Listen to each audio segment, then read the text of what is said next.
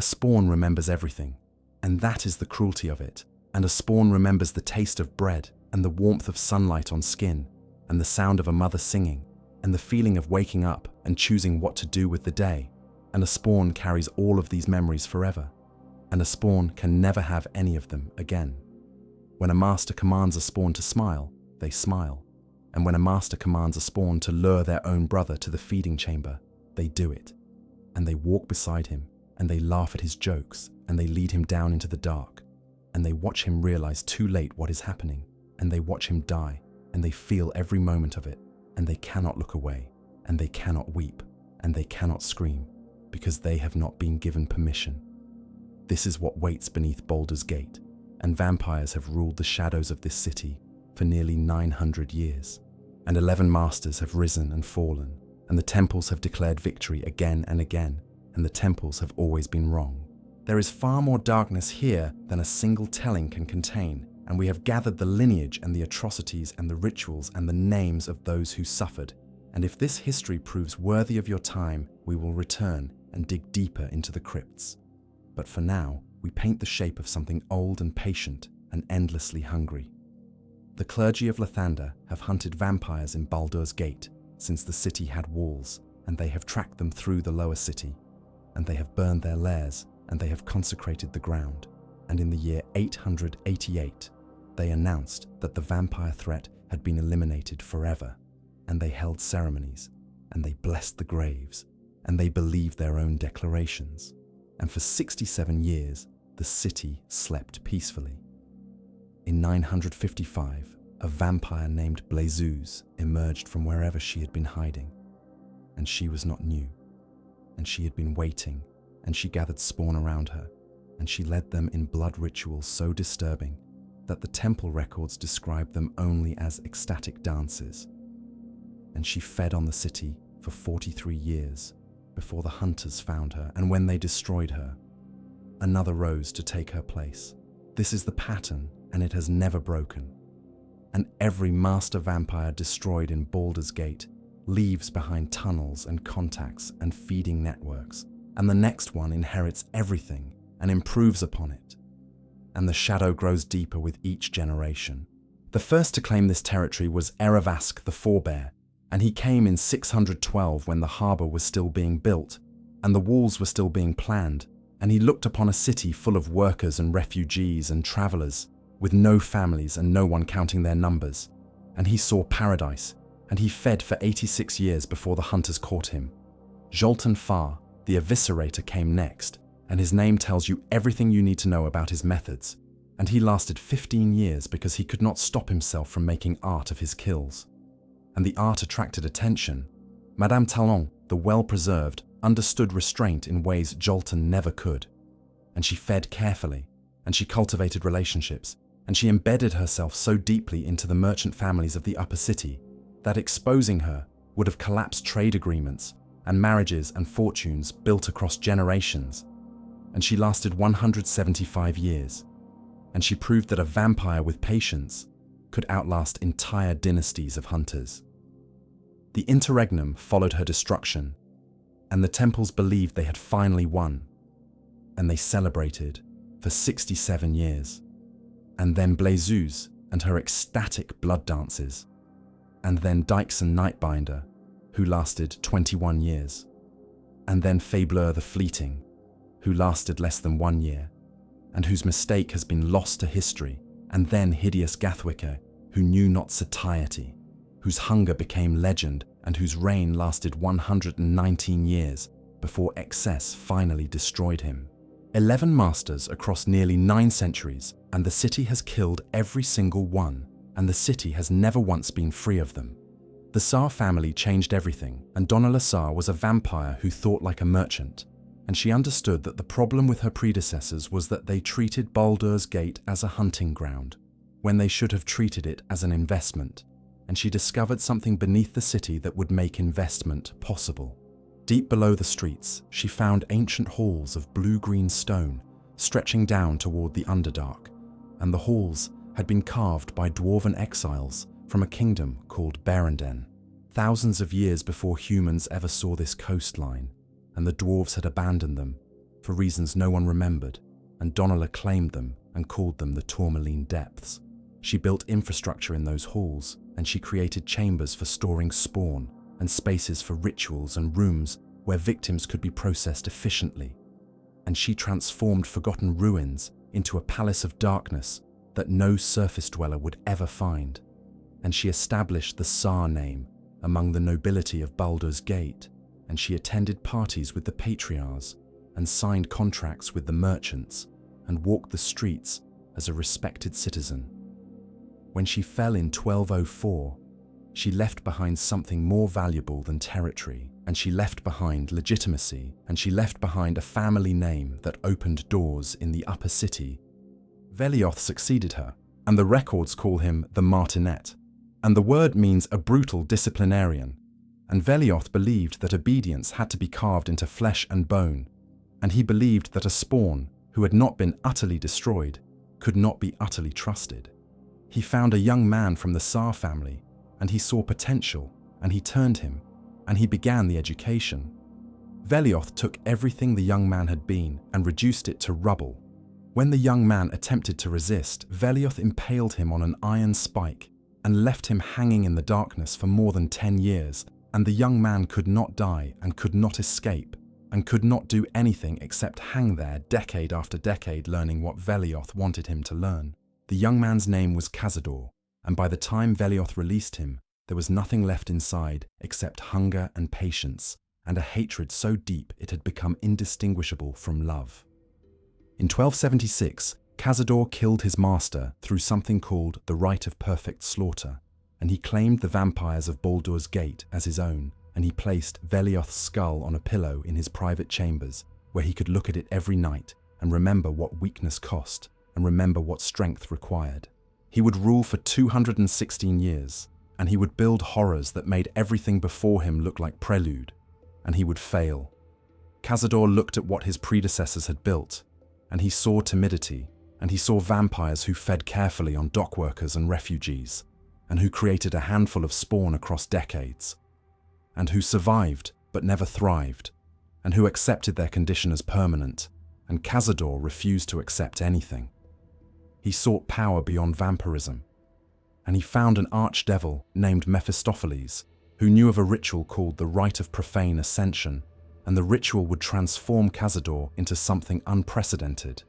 and he would keep every strength of vampirism and shed every weakness, and sunlight would warm his skin instead of burning it, and running water would flow around him like any other swimmer, and he would walk the world as a predator without vulnerabilities. The ritual required the sacrifice of 7,000 vampire spawn,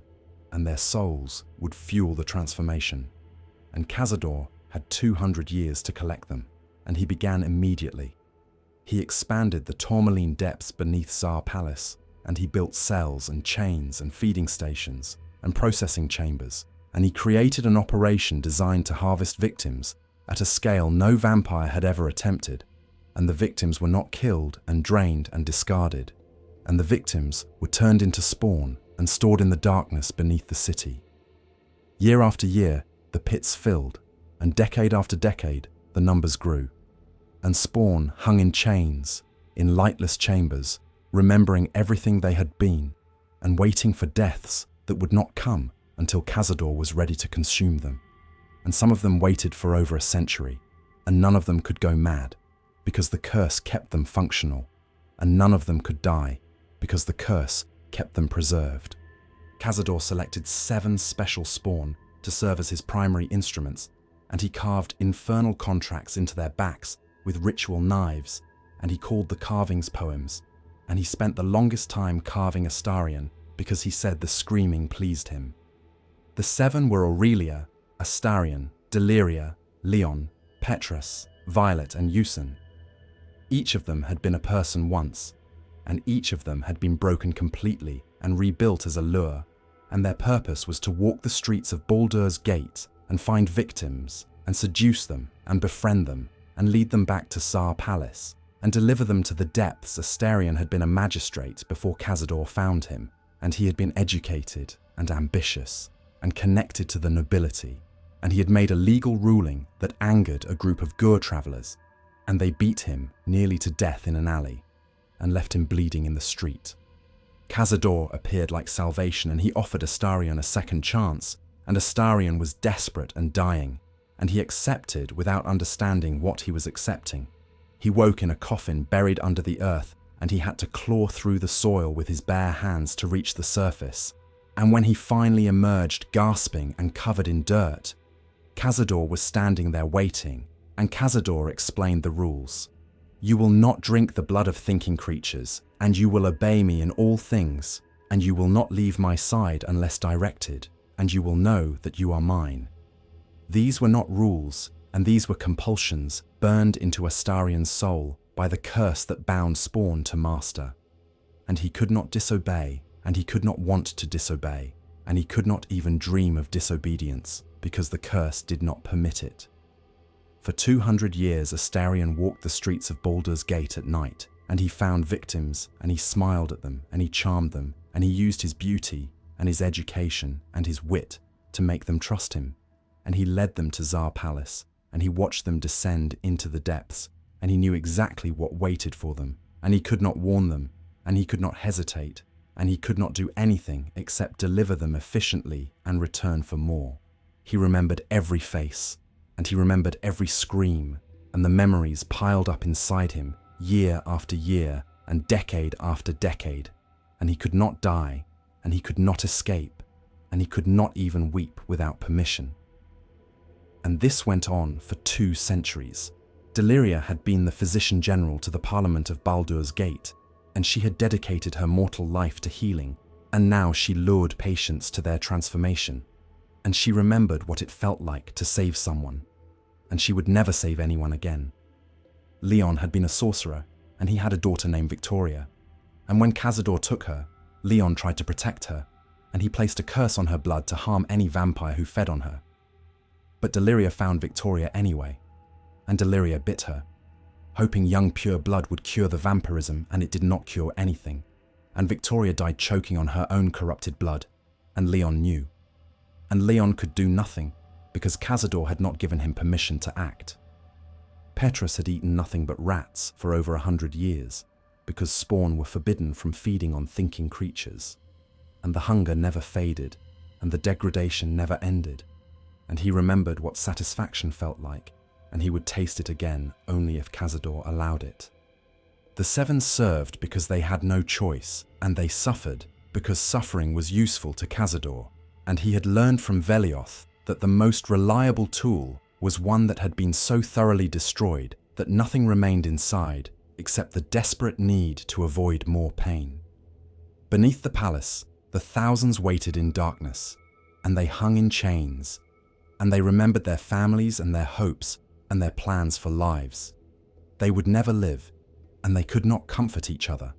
because they had not been permitted to speak, and they could not weep, because they had not been permitted to weep, and they could not do anything except wait for the day Cazador would finally kill them, and even death would not free them because their souls would fuel his ascension. This is what Baldur's Gate allowed to grow beneath its streets for 200 years, and this is what the nobles ignored, and this is what the Flaming Fist never investigated, and this is what flourished in the shadow of indifference. Cazador failed because something impossible happened, and a Mind Flayer ship crashed near the city, and the ship had been collecting specimens, and one of those specimens was Astarion, and the Mind Flayers implanted a parasite in his brain, and the parasite was supposed to transform him into something worse, but instead it interfered with the curse that bound him to Cazador. For the first time in 200 years, the compulsions went silent, and Astarion could choose, and he chose to flee, and he chose to survive, and eventually he chose to return and expose everything. When adventurers descended into the depths beneath Szarr Palace, they found the spawn pits, and they found the ritual chambers, and they found victims preserved in alcoves, and they found Spawn who had been chained so long their flesh had grown around the iron, and they found 2 centuries of accumulated horror maintained in perfect darkness. They destroyed it, and fire, faith and violence ended what patience and shadow had protected. Cazador burned and the Spawn were freed or destroyed, and the palace was cleansed and the city above barely noticed, and the patriarchs attended different parties, and the merchants signed different contracts, and life continued exactly as before. But nothing changed, and the conditions that allowed Cazador remain, and the Flaming Fist still does not patrol the outer city, and the noble houses still keep their secrets, and the temples still declare victory after every hunt, and the darkness still has room to grow. Somewhere in Baldur's Gate right now, another vampire is waking, and they watched Cazador fall, and they learned what he did wrong, and they will not build spawn pits, and they will not attempt ascension, and they will simply feed carefully and embed themselves quietly and wait, and the city will not notice, because the city has never noticed, and the city was built not to notice. The temples will hunt again, and they will find something, and they will burn it, and they will consecrate the ground, and they will declare the threat eliminated, and they will be wrong, and another will rise, and the pattern will continue, because it has always continued, and 900 years of history says it will never stop. This is Baldur's Gate, and this is the bargain the city made with itself before anyone living today was born, and commerce requires a constant flow of disposable people, and disposable people make perfect victims, and perfect victims make sustainable predation, and the darkness does not require conspiracy or malice, and the darkness only requires indifference, and Baldur's Gate has always had enough indifference to spare.